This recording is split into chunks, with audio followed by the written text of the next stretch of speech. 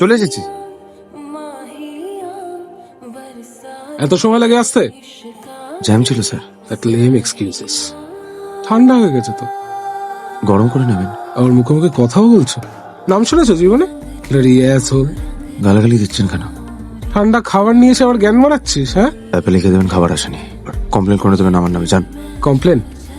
তো চাকরি কিভাবে খেতে হয় সেটা দেখ শুধু। যান না।